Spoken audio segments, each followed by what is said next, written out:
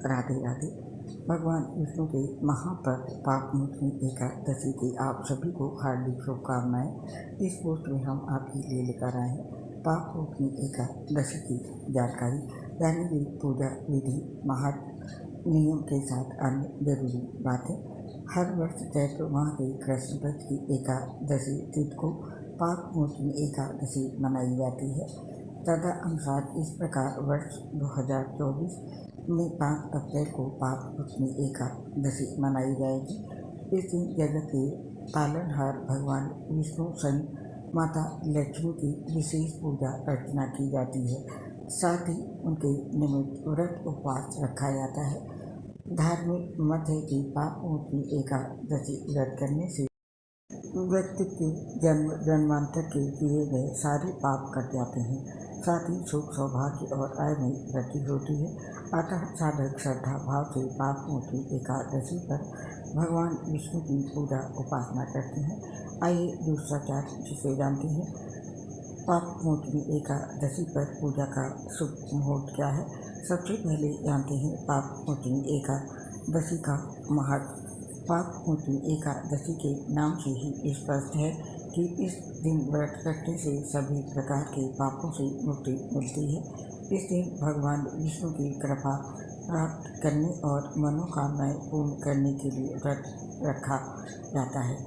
मान्यता है कि सच्ची श्रद्धा से किया गया ये व्रत आध्यात्मिक उन्नति और मोक्ष की प्राप्ति में सहायक होता है। पापमोचनी एकादशी के दिन गरीबों को दान करने से पुण्य प्राप्त होता है। इस दिन तुलसी का पौधा लगाने का भी विशेष महत्व है। भगवान विष्णु के मंदिर में जाकर दर्शन करने से विशेष लाभ मिलता है। पापमोचनी एकादशी व्रत के महत्व का वर्णन भविष्योत्तर पुराण और हरिवासर पुराण में किया गया है। ऐसा कहा गया है कि पापमोचनी व्रत सभी पापों के प्रभाव से मुक्त करता है। पापमोचनी एकादशी व्रत पालन करने से हिंदू तीर्थ स्थलों पर जाने व गायों के दान से भी अधिक पुण्यदायी फल प्राप्त होता है। इस शुभ व्रत का पालन करने वाले सभी सांसारिक सुखों का आनंद लेते हैं और अंततः भगवान विष्णु के स्वर्गीय राज्य वैकुंठ में स्थान पाते हैं। सनातन धर्म में पापमोचनी एकादशी व्रत का बड़ा महत्व है। ज्योतिषियों के अनुसार पापमोचनी एकादशी व्रत करने से व्यक्ति को आरोग्य की प्राप्ति होती है। साथ ही जिन लोगों की संतान प्राप्ति की इच्छा है वो भी पूरी हो जाती है। साथ ही व्यक्ति की सभी मानसिक समस्याएं दूर हो जाती हैं। साथ ही ये व्रत व्यक्ति को पाप से मुक्ति भी दिलाता है। तो ये था पापमोचनी एकादशी व्रत का महत्व। और अब जानते हैं पापमोचनी एकादशी तिथि की शुरुआत कब होगी और इसका समापन कब होगा। वैदिक पंचांग के मुताबिक इस साल चैत्र माह के कृष्ण पक्ष की एकादशी तिथि 4 अप्रैल को शाम में 4:15 पर आरंभ हो रही है।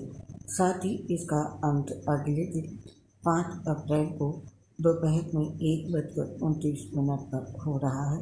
ऐसे में उदया तिथि को आधार मानते हुए पापमोचनी एकादशी व्रत 5 अप्रैल को किया जाएगा। और अब नोट कर लीजिए इस दिन पूजा के शुभ मुहूर्त।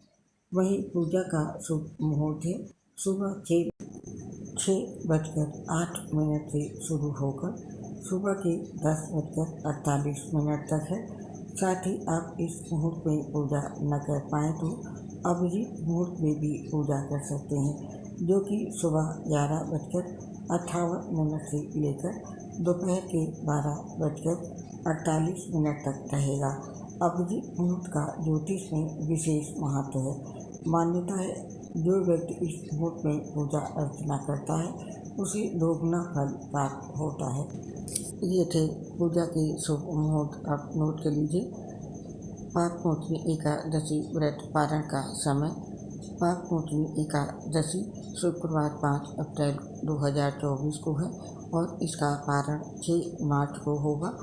उपवास तोड़ने का समय प्रातः 6:27 से लेकर के 8:07 तक है और पारण तिथि के दिन द्वादशी समाप्त होगी प्रातः 10:27 से और पारण तिथि का प्रारंभ है 4 अप्रैल 2024 साय 4:16 अपराह्न रात्रि 1:29 पर और तिथि समाप्त 5 अप्रैल 2024 अपराह्न 1:29 पर। और आप जानते हैं गौर पाप मोचनी एकादशी व्रत पारण का समय। गौर एकादशी पर पारण का समय है 6 अप्रैल को 5:32 से लेकर के 7:56 तक सुबह के। बता दें कि पारण के दिन द्वादशी तिथि का समापन सूर्योदय के पूर्व ही हो जाएगा। तो ये था पाप मोचनी एकादशी व्रत पारण का शुभ समय। और अब बात करते हैं भगवान विष्णु की पूजा पाप मोचनी एकादशी के दिन किस तरह करें। पूजा का विधि विधान जानते हैं। पाप मोचनी एकादशी का व्रत करने के लिए 10वीं तिथि की शाम में व्रत और पूजा का संकल्प लिया जाता है। पाप मोचनी एकादशी के दिन प्रातःकाल उठें और किसी पेड़ की टहनी से दातून करें। इसके बाद नैतिक कर्मों से निवृत्त होकर स्नान करें। स्नान करने के बाद स्वच्छ वस्त्र धारण करें। स्वयं को चंदन का तिलक अवश्य करें। इतना सब करने के बाद अब भगवान सूर्य नारायण को अर्घ्य दें और नमस्कार करते हुए आपके व्रत और पूजा को सफल बनाने की प्रार्थना करें। इसके पश्चात अब पूजा करने के लिए सभी सामग्री इकट्ठा करें और पूजा शुरू करें। सबसे पहले पूजा स्थल पर एक चौकी स्थापित करें और इसे गंगा जल छिड़क कर पवित्र करें। चौकी पवित्र करने के पश्चात चौकी पर एक पीला वस्त्र बिछाएं। अब चौकी पर भगवान विष्णु की प्रतिमा या तस्वीर को स्थापित करें। चौकी की दाईं तरफ एक दीपक जलाएं। इसके पश्चात भगवान को रोली चंदन का तिलक करें। कुमकुम हल्दी और अक्षत भी चढ़ाएं। आपको बता दें कि भगवान विष्णु को अक्षत के रूप में तिल अर्पित किए जाते हैं। चावल का उपयोग नहीं किया जाता है, इस बात का ध्यान रखें। और अब ओम नमो भगवते वासुदेवाय नमः मंत्र का जप करते हुए श्री हरि को पुष्प जनेऊ और माला अर्पित करें। इसके पश्चात भगवान विष्णु को पंचामृत में तुलसी दल डालकर अर्पित करें। भगवान विष्णु को तुलसी अति प्रिय है, इसीलिए भगवान के भोग में तुलसी को अवश्य शामिल करें। पंचामृत के साथ ही भगवान को भोग में मिष्ठान और ऋतुफल अर्पित करें। इसके पश्चात विष्णु सहस्त्र नाम या श्री हरि स्तोत्रम का पाठ करें।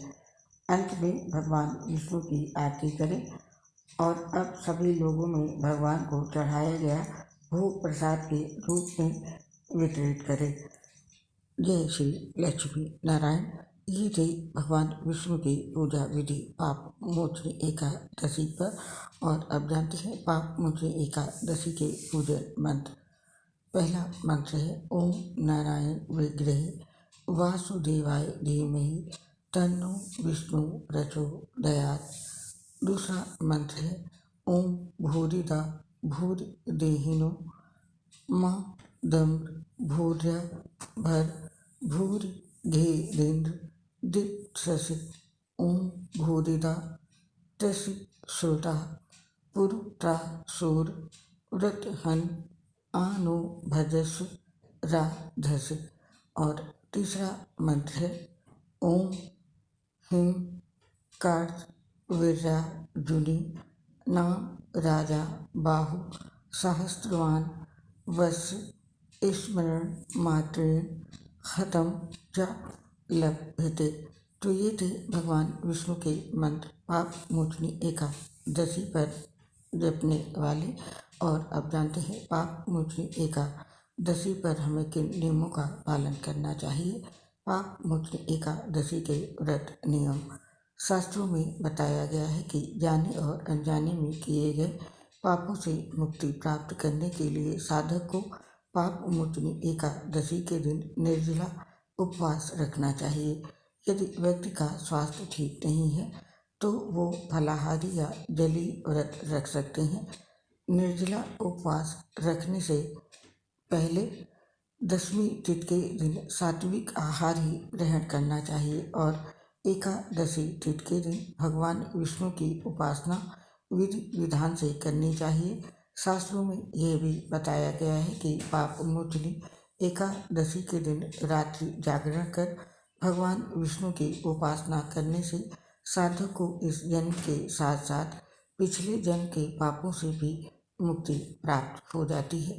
इसके साथ ही पाप मोचनी एकादशी के दिन किसी से वाद विवाद नहीं करना चाहिए और एकादशी का व्रत उपवास करने वालों को 10वीं के दिन से ही सात्विक भोजन करना चाहिए, यानी कि मांस, लहसुन, प्याज, मसूर की दाल आदि वस्तुओं का सेवन नहीं करना चाहिए और इस दिन पूरी तरह से ब्रह्मचर्य का पालन करना चाहिए।